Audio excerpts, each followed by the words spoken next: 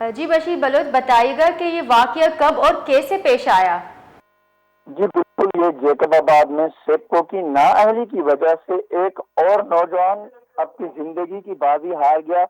یہ جیکب آباد کا علاقہ ہے، شہید اللہ بخش پارک کے قریب سیول لائن تھانے کی حدود میں ہائی ٹرانسمیشن تار کی وہ لڑک گئی تھی، جس سے جو ایک نوجوان ٹکرانے کے باعث جو ہے وہ موقع پر ہی جاں بحق ہو گیا، جبکہ اہل علاقہ کا کہنا ہے کہ یہ تار جو ہے ہائی ٹرانسمیشن تار گزشتہ سب سے یہ گری ہوئی تھی، لیکن سیپ کو انتظامیہ کی نااہلی کی وجہ سے جو ہے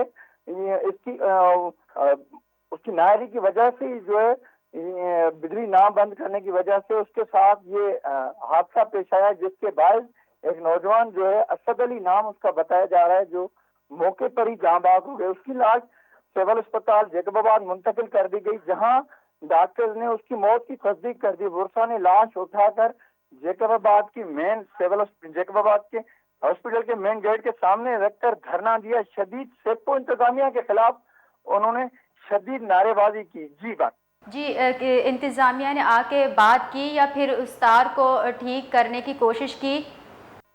جی بالکل، ان کا کہنا تھا کہ یہ سیپکو انتظامیہ کی نااہلی ہے، جس کے باعث جو ہمارا نوجوان جن کی تقریباً 30-32 سال عمر بتائی جا رہی ہے، انتظامیہ کی جانب سے بشیر بلوچ، انتظامیہ کی جانب سے اس کے خلاف کوئی کارروائی کی گئی؟